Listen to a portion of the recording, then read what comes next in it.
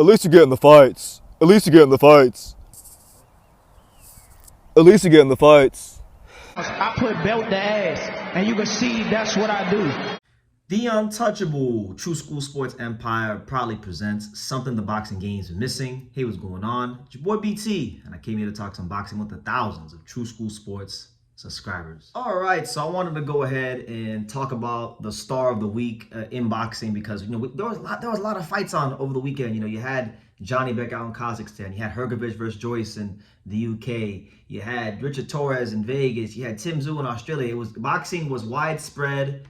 It was global. There was a lot of activity, a lot of cards, and really and truthfully, I wanted to shine a light on the guy that I thought had the best performance over the week, and it wasn't none of those guys that I previously just mentioned. The fighter who had the best performance all week for me came in the main event on the Pro Box card in Philadelphia. Yes, Mexican welterweight contender Ricardo Salas. He's come out of nowhere. He's like many fighters before him from Mexico. He was once, a very unknown commodity in boxing. Back in September of last year, he fought Roman Villa and beat the brakes off of him. That fight only went about 2 or 3 rounds. He was matched up this weekend with Kent Cruz, good, solid, technical fighter, Puerto Rican fighter by way of St. Louis, Missouri. Just someone that had a lot of hunger and determination that you would think to try to rewrite his wrong from his debacle in the Gary Anton Russell fight, and that's not what happened. Ricardo Salas took the belt off, and he put belt to ass on Kent Cruz. The fight, it ended quickly and it ended swiftly. Ricardo Salas, he scored a second round stoppage. He scored 3 knockdowns. It was just a steady diet of pressure and volume and hooks and right hands. And ultimately, look, Kent Cruz was doing some good job using that jab, boxing in spots, but he could not dish out. He could not withstand what Ricardo Salas was dishing out to him, so the fight didn't end very long. And look, man, that's another impressive performance for Ricardo Salas. And when you check under the hood and you look at what Ricardo Salas is doing right now in boxing, it's a beautiful thing because he's beat 2 notable opponents, back-to-back fights. Roman Villa as a big-time underdog in that fight, and then Kent Cruz, a guy that he can fight, but just doesn't seem to have the durability to handle the top fighters with punching power, right? So he's showing himself to be a destructive fighter. He's a Mexican fighter, and he's emerged as not just a Mexican fighter who's giving you good action fights, but a Mexican fighter who's a legitimate welterweight contender. Yes, ladies and gentlemen, we got a Mexican welterweight contender, and his name's Ricardo Salas. And when you just survey the landscape of the welterweight division, when you survey the rankings of the welterweight division, Ricardo Salas is ranked. He's ranked number 3. He's ranked in 3 of the 4 sanctioning bodies' top 15 rankings.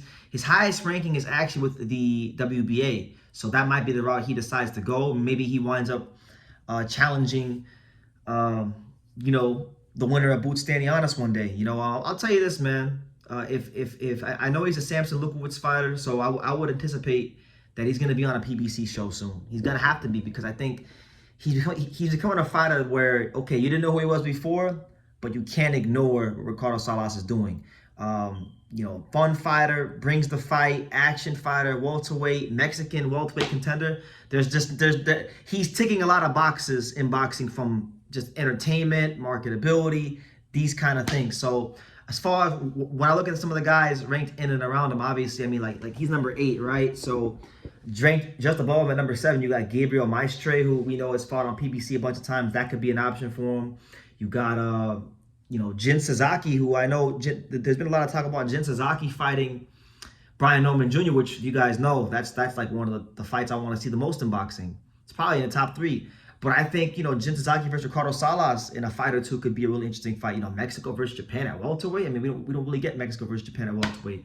But either way you cut it up, slice it, and dice it, I mean, Ricardo Salas has carved out a name for himself as a legitimate contender in this division.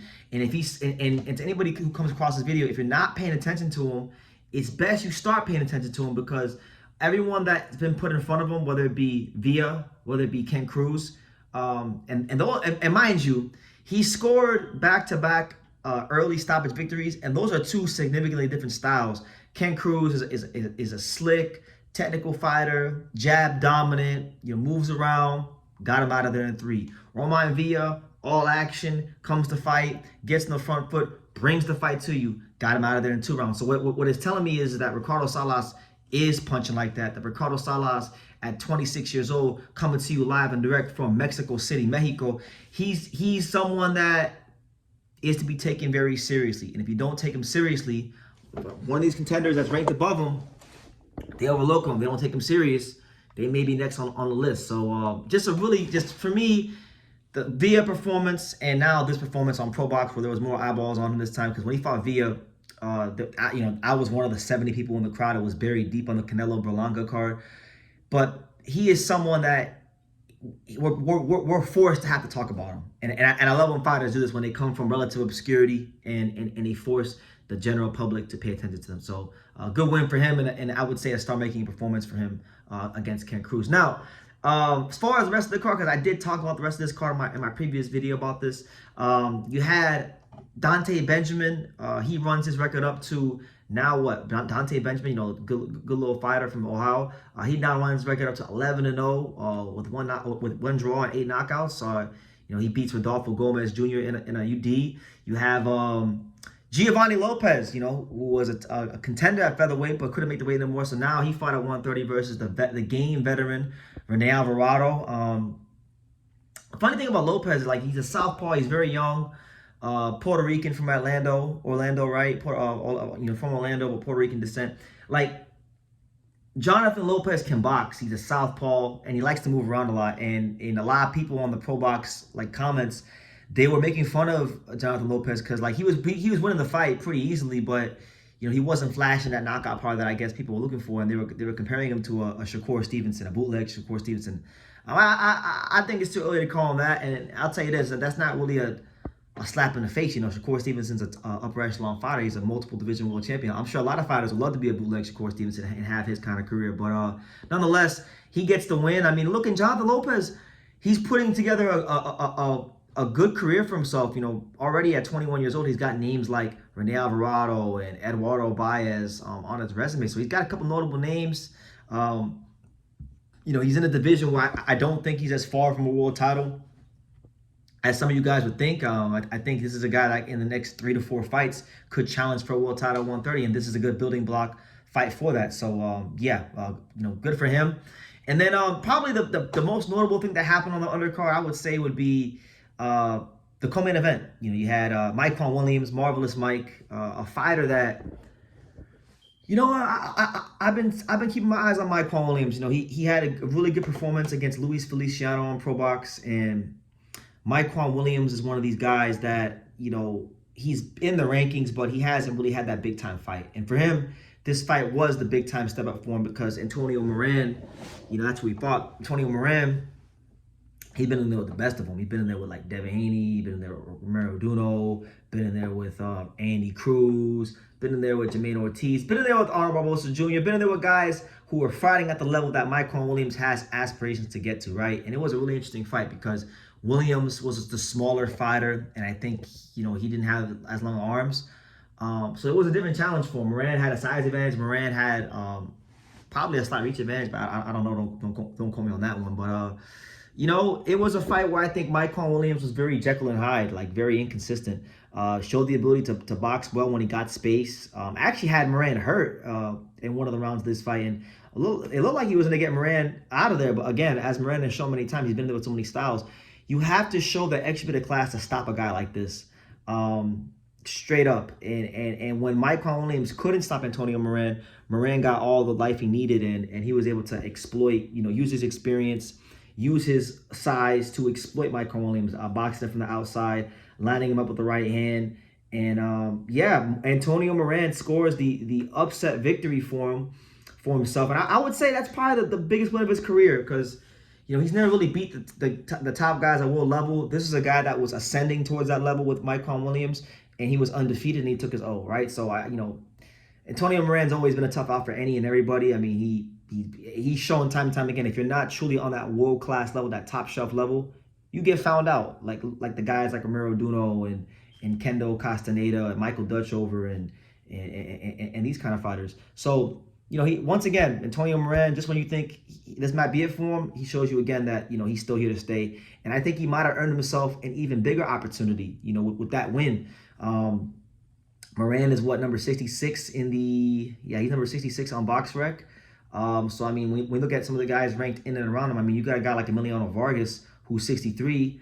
I would like that fight. I feel like, you know, Emiliano Vargas has been doing a lot of talking about what he can and can't do to Keyshawn Davis, and I feel like he needs to finally, you know, fight someone with a pulse, fight someone with like that's actually good, fight someone that, you know, would really and truthfully give him a test that can box, that's been in there with some of the names that he has aspirations. Like Moran has boxed a lot of the guys that Vargas has aspirations to fight and be like one day. So the matchup makes a lot of sense, and I don't think it's too big of a step up. And I'll tell you this, if it is too big of a step up fight for Emiliano Vargas at this point, then he's not really what Top Rank thinks he is, and he's not really what a lot of people think he is. So I think Moran deserves a big fight. I think he deserves another chance to shine on the big stage and fight someone who's on the come up, who's got a name, and it will give Vargas the opportunity to show what he is at this stage. But nonetheless, another fantastic card delivered by ProBox TV and the fine folks there. Shout out to them. And leave your comments down below. Who do you want to see Ricardo Salas fight next? What do you make of Ricardo Salas? You know, legitimate Mexican welterweight contender, doesn't come around every day in boxing. And then what do you make of everything else on the undercard? And leave your comments down below. Make sure you guys take the time to subscribe. And like I say in every single one of these videos, you can love me or you can hate me, but I'm just a kid from Daniel. So until next time, take care, guys. Thank you for watching another video on the untouchable True School Sports Empire. For more great boxing content just like this, make sure you guys click right over here. Keep watching my boy BT put on the best interviews out here.